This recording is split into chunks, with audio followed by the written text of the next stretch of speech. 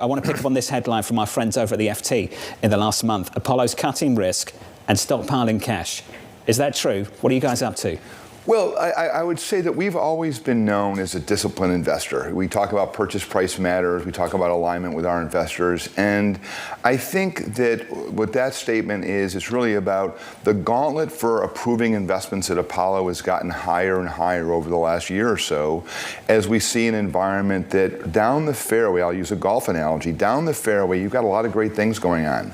Massive CapEx cycle, good economic growth, consumer in solid shape, a variety of great attributes.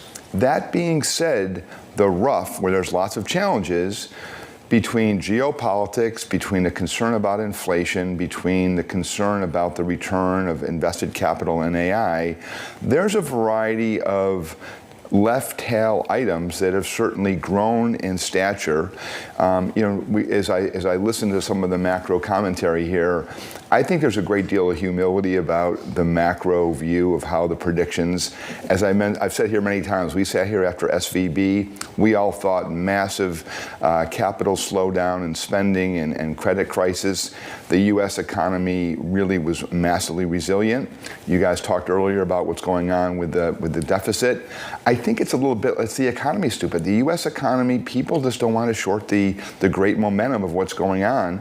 And we have an administration that's very politically savvy about populist topics. He's been very responsive. But I just back to the question you had, we're putting money to work. This week was a busy week. We announced $6 billion of deals, of transactions, all great companies. Again, we're leaning into larger companies that are part of the global industrial renaissance. One with Brad Jacobs, a 35-year winner in the building product space. The second one with Russell Investments, really simplifying their capital structure. And then the last transaction was very interesting, actually. It was for Valor XAI. It was really a sale leaseback on a massive amount, $5 billion of NVIDIA chips. So all three really interesting transactions, but really well structured, downside risk. And I think that's our view right now. We want to be investing capital, but you got to acknowledge you can wake up on a Saturday morning and see us with activities around the globe that really enhances the tail risk of geopolitics. You can get a stroke of the pen announcement yesterday with regard to housing.